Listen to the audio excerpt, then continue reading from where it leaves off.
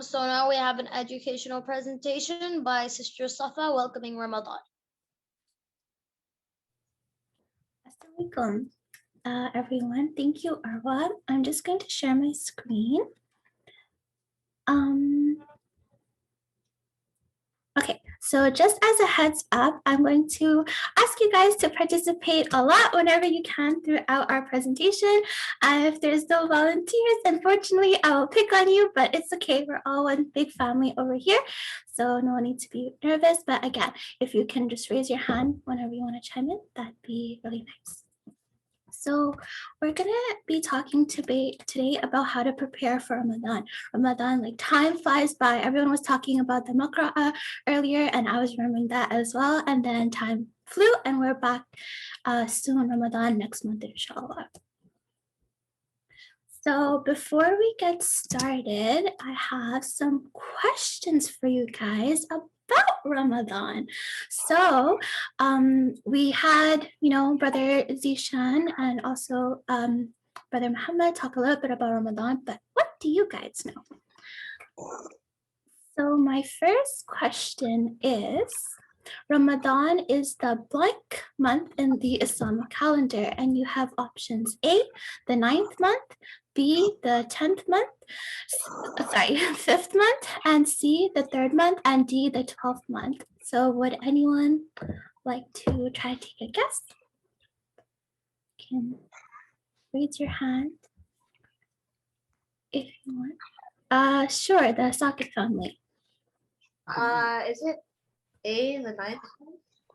Let's see, is it the 9th? Yay, mashallah, good job, Sakib. You are correct. Ramadan is the 9th month in the Islamic calendar, and the Islamic calendar follows the lunar cycle. Awesome, good job, Sakib. My next question is, in Ramadan, Muslims blank. Do we A, perform Hajj in Ramadan, B, get a haircut, C, fast, or D, celebrate Eid? What do we Muslims do in Ramadan? Arwa, go ahead. I think C, we fast. Are you sure it's not get a haircut? No, we fast. Let's see. Yes, so good job. Mashallah, Arwa, we do fast. You can get a haircut if you want, but not specifically for all Muslims. And my next question is, in Ramadan, Muslims fast. Do we fast for 24 hours? So that means we're fasting without food or water for 29 to 30 days. Or B, do we fast from sunrise to sunset? C, we fast 12 hours in a day. And D, we fast sunset to sunrise.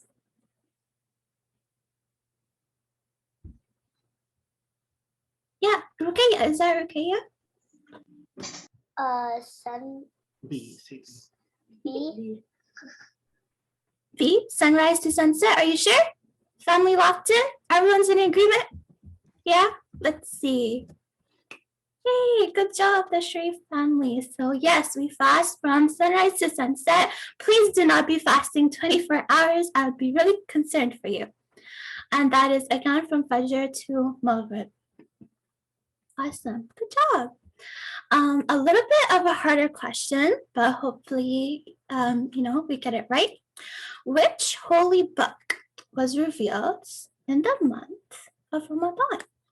Is it A, Injil, B, Torah, C, Zabur, or D, the Quran?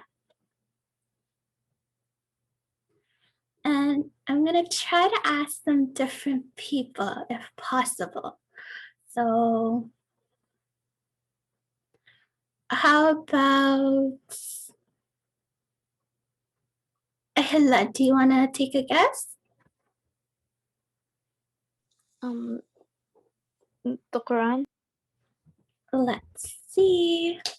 So yes, good job, Ahila, you are correct. So the holy book that was revealed in Ramadan is the Quran. Good job. The next question. Fasting is one of the pillars of A. Is it a pillar of Salah? Is it B, a pillar of Iman? Is it C, a pillar of Islam, or D, a pillar of Ihsan? And again, I will try to pick on someone who hasn't answered yet.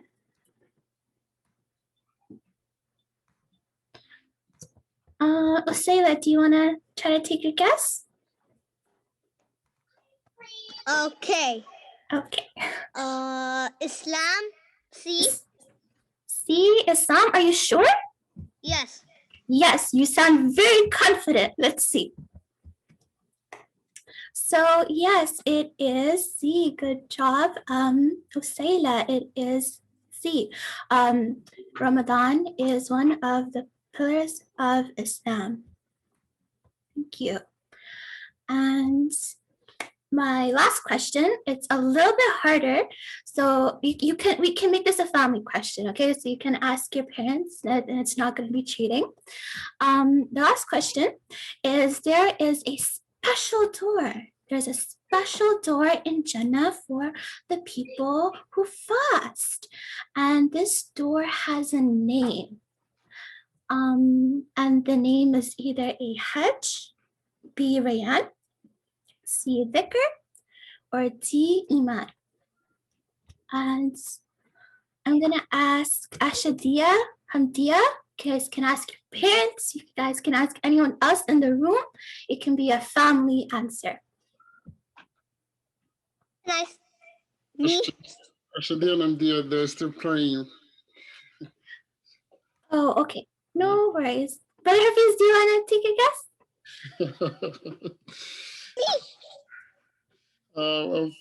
B.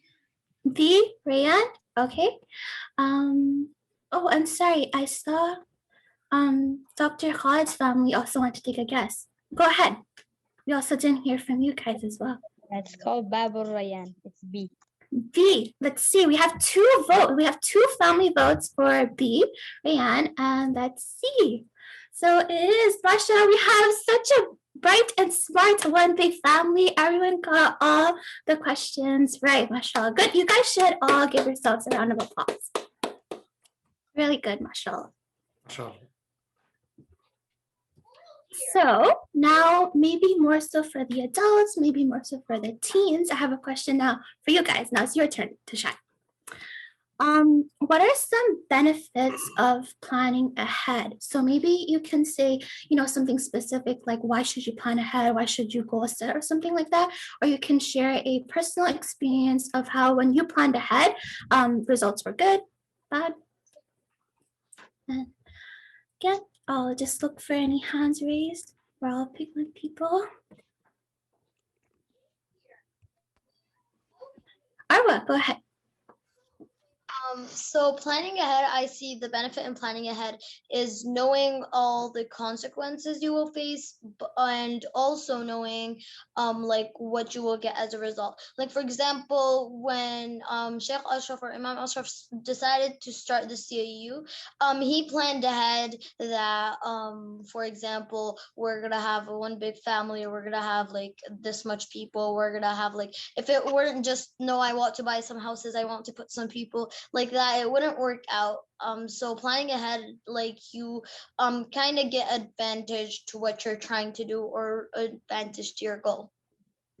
Definitely, that's really good. So one point that you mentioned, I want to highlight, you can see the consequences. You can you know, see what challenges you might face, what are your strengths, weaknesses. Awesome, thank you, Arwa. Anyone else would like to share a benefit of planning ahead, or maybe an example? Yeah, Sharif family, go ahead. I was gonna say that you can be a lot more organized. You know what you're gonna do, and you can easily reach your goals. You know what steps you have to take, and you plan when you're gonna take those steps and how you're gonna take them, so you can easily reach your goals. Yeah, definitely. And a key part of that is organization that you mentioned, and we will expand on that further as well. Good job, guys. You guys are really so smart, mashallah. And then maybe let's take one more person. Should I pick on someone now? Brother Asif, would you like to share what are some benefits of planning ahead, or a time you planned ahead and what were the results? Assalamu alaikum. So I remember hearing from Sheikh Ashraf, if you don't have a plan, you plan to fail. So typically what I would do is, because of work, I try to plan out a rough routine, and I set out a goal, whether it's, recite the whole Quran and then memorize a few new ayahs or new surahs that I don't have memorized and understand their meaning. So, and then I keep track of it. So that way I don't fall behind. That's, that's the benefit of planning. Thank you for sharing, Brother Asif. So yes, definitely when you don't plan, you're planning for failure. You have no sense of direction, kind of. And thank you everyone who shared, and we'll just kind of expand on some of those points. So what are some benefits of planning ahead? And this is, again, a generalization. Okay, it can be for school, work, your life, whatever goals that you have. So when you plan ahead, you actually increase your productivity. And productivity is a really fancy word, but it just means that you can do more in less time. You can accomplish more tasks, more goals in a fewer amount of time. Why? Because you know what you're doing. So you don't need to take that time to, sit down and like, what should I do today? How should I do it? And then, go towards that. You can use that time more productively into actually focusing your energy on doing the task. And another key point is improving performance. So a lot of studies show that the people who plan ahead, they have better quality of work. So whatever you're doing, the tasks that you're doing, it's of higher quality when you plan ahead. Another key point that Arwa mentioned as well is you have time for revising the plan. So instead of a reactive approach, we can be proactive. You foresaw any challenges, any consequences, any roadblocks that would come in your way, and you can make changes if needed moving forward. And another thing, inshallah, is better performance, more productivity. You changed your plan, hopefully for the better. And inshallah, it's going to lead you to success. At work, maybe you get some tangible rewards. At school, maybe you win a medal or something like that. But inshallah, increased productivity, performance, better plans, they lead to increased rewards, inshallah. So with this, we discussed briefly, not in detail, but what is Ramadan? And we discussed the benefits of planning ahead. Why should we plan ahead? Why is it good to prepare? And now let's move on to putting the two together and talk about how can we prepare for Ramadan, which is so soon, inshallah. And so when it comes to preparing for Ramadan, I created this matrix, or I divided it up into two components. I divided it into personal, things that you would like to do for Ramadan, and then ummah oriented. So not me, I, but we, all together as a family, all together as a community. And we're going to, inshallah, expand on these points. So one of the components that I have for personal is mindful. So being mindful. And what does that mean? Ramadan is coming. So what would you like to accomplish this Ramadan? So set some goals for yourself and categorize these goals so you can try to maximize and take as much benefit as possible. Make goals for prayer. I would like to pray 2 rakat tarawih every single day. Make goals for Quran. I would like to read half a page Quran every single day. I would like to do this much dhikr. If I can, I'd like to give this much in sadaqah, etc. So you try to reach every single area that you can, inshallah, to maximize your rewards. Another key important factor is find a Ramadan buddy. Share your goals with someone and make them help you reach your goals. Another important aspect is sometimes we think, oh, I'm 15 years old, I'm 25 years old, 35. I know so much about Ramadan. I've heard so many lectures, but relearn the history about Ramadan. what is Ramadan really all about? Test your knowledge maybe. Do you really know as much as you think? And this helps with your intentions in Ramadan, welcoming Ramadan, preparing for it. What is Ramadan? And also reflect on the purpose of fasting. Why are you fasting? Is it just not eating or drinking, or do I also have to be mindful of my character and my habits? And look for ways of improvement. Inshallah, hopefully all of you guys had Ramadan last year. What are some things you wanted to do and you weren't able to do? What are some things you did really good and you would like to also implement them this Ramadan? So highlight that as well. Do some reflections. And also try, if you can, to sign up for any pre-Ramadan or even in Ramadan classes to make sure, you're getting that Ramadan education that we talked about.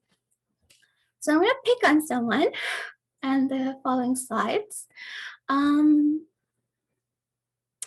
Dr. Mona, which of these aspects of mindfulness do you think you can easily implement this Ramadan, inshallah?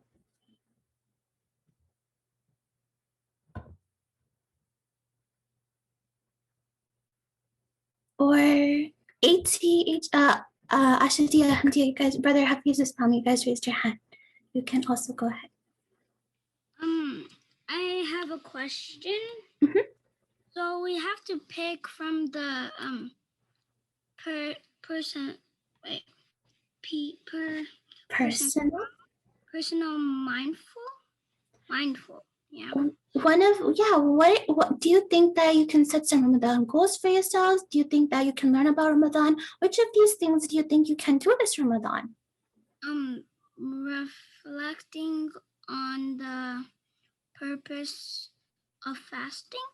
Yeah, awesome. So good job, Ashadia. If you do that, that's really awesome. Reflect on the purpose of Ramadan. Thank you. Thank you, Ashadia. And then talking a little bit about Ramadan goals, try to reach as much components as you can, right? Your behavior, your salah, etc. Another thing that you can do is you can, just literally go on Google, type in Ramadan planner, and there's so many free Ramadan planners to help you keep track of your goals, inshallah. Sorry. Moving on to the next component, which is physical. It's do a deep clean of your home. And this really helps because if your home is not cluttered, then inshallah your mind is not cluttered and you can focus solely on Ramadan when it comes. Try to decorate your home or your room to welcome Ramadan and get in those Ramadan vibes or the Ramadan mood, whatever you want to call it. You can do this as a family, maybe even DIY the decoration so it's even more fun. Put your Quran where you can see it in an area of high visibility. So even if you have like 5 minutes in your day, instead of being on your phone, you can try to read, a couple ayahs from the Quran if you can. And also try to designate an area for prayer or worship. This is an area in my home where I'm going to read my Quran, I'm going to pray my salah, I'm going to do my dhikr, I'm going to plan out my Ramadan, and inshallah, when you go into that area, you feel that Ramadan spirit. So again, picking on someone. Brother Usman, what do you think of these physical aspects you can try to implement this Ramadan? And also, sorry, you're on mute. I'm sorry, I thought I unmuted, I'm sorry. I really like the slide and I like the decorations. I think there's definitely room in my house that I can designate just for worship, inshallah. And as my daughter's jumping around, I want to get her excited into Ramadan. So we'll definitely do some decorations, where I can kind of decorate it and make it a big deal, as it should be for all of us. But and I really like the pictures that you've given here. Jazakallah khair. Thank you so much. So inshallah, you'll be able to decorate your home and designate an area of worship. We will now move on to the next aspect, which is Ummah oriented. So we talked about personal, now we're going to move on to Ummah oriented. And the first aspect of that is family. I think we can all say we spent a lot of time with our family last Ramadan, be it good or bad, hopefully good, inshallah. the question to answer when you think about this is, how can you help your family have a successful Ramadan? How can you make sure that everyone in your family is maximizing their good deeds this Ramadan? And when your family is doing good, you're going to do good as well, inshallah. So some aspects that you can do that fall under family is discuss your Ramadan goals together. Maybe your Ramadan buddy is your husband or your brother or your sister or your mom or your dad, right? Which would be really nice. And then off of that, you can have daily or weekly reflections. Maybe every day at iftar time, you guys can discuss, oh, these are some of the things I accomplished today. Or every Saturday, every Sunday, every Friday, whatever you can, discuss your weekly goals together. And another key point is plan some worship family time together. Plan some time where maybe you pray Surah At-Tarawih together. Maybe you read Quran together, the translation together. You pray Salah together. You do some dhikr together. You listen to an online lecture together.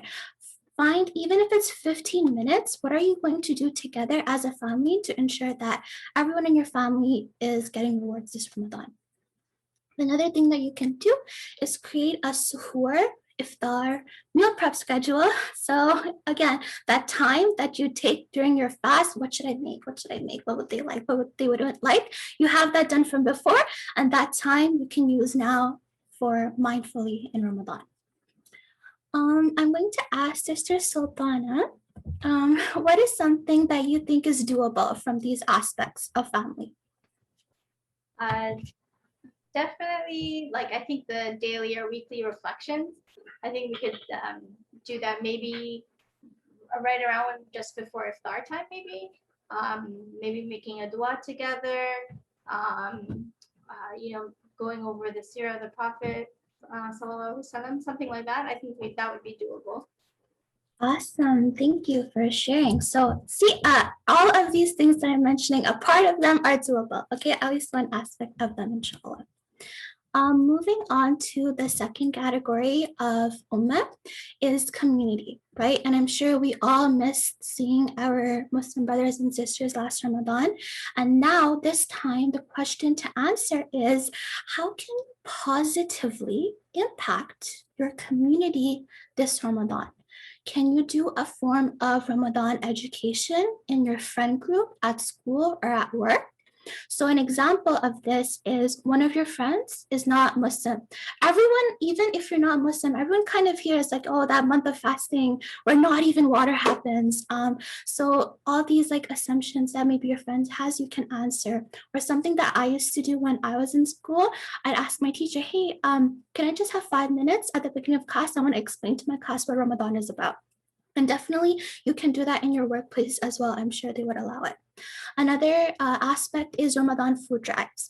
If you are able to, maybe you can try to donate financially or produce to Ramadan food drives, which start pre-Ramadan, right? So some of them have already started. You can contribute to that if you can.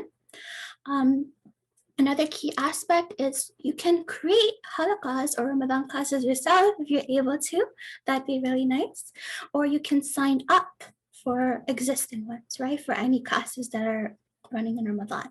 And each participant counts to make sure that, it's actually being offered. And Sister Fauzia, what is something, or also Brother Imran, because you're with her, what is something you think you can do from the community aspects that is doable? Sure. I think the Ramadan food drive is something I always enjoy. Not actually doing the food drive myself, but participating. And I think this year, a lot of stuff, it wasn't happening because of COVID, feed the street from the masjid. So we have to be creative on how we can do this year. So, inshallah. Yes, definitely. Thank you for sharing Ramadan food drives as well, contributing if you can, when you can. So just as a final wrap up, right? Dr. Mona, did you want to add as well?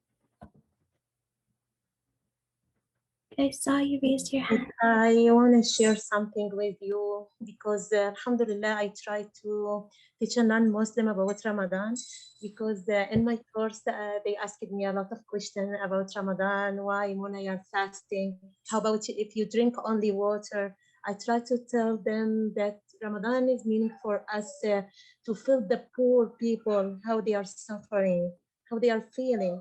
But they said, if you take only or drink only sip of water, no problem. I told them, but some people don't find any drop of water, so we should feel about them. And Alhamdulillah, my teacher was really happy. He's a non-Muslim, but he was really happy, and he said, Alhamdulillah. No, I said, Alhamdulillah, now they are know why we are fasting before they don't, subhanallah.